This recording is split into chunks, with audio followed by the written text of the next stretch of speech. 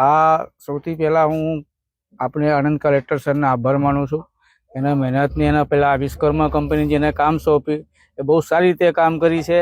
અને મારો ટેન્કર કાઢીને આપે, મને લાગતા નહીં આ ટેન્કર નીકળી શકે છે, કેમ કે આ 20-25 દિવસથી એમ વિચાર હતો કે કોણ કાઢશે કોણ. બધા ત્યાં LNT વાળા આવ્યું છે, બધા ના પાડીને ગયા. પછી આ વિશ્વકર્મા કંપની વાળો જે છે એનો કાઢીને આપ્યું.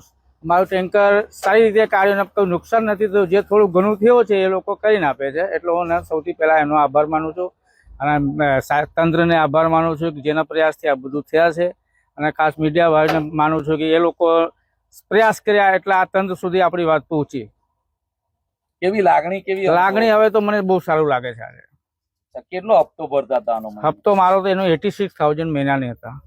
હવે રાહત થઈ કે? હવે રાહત થઈ છે. હવે 15-20 દિવસ એમ તેમ થોડું કલર કરાય. પાસિંગ છે આવતા મહિના ગાડીને એનું પેપરનું કમ્પ્લીટ કરવાની છે. પેપર તો ત્યારે આવતા મહિને પૂરો થવાનો છે, ઓગસ્ટ સપ્ટેમ્બરમાં.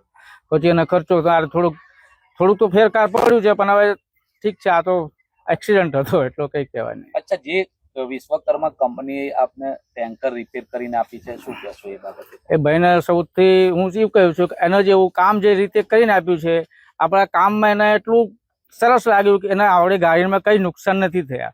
અને બીજા બધા એવું ક્રેન વાળા કે આ તૂટી જાય, એ બધું થઈ જાય. એના કામ તો આપણે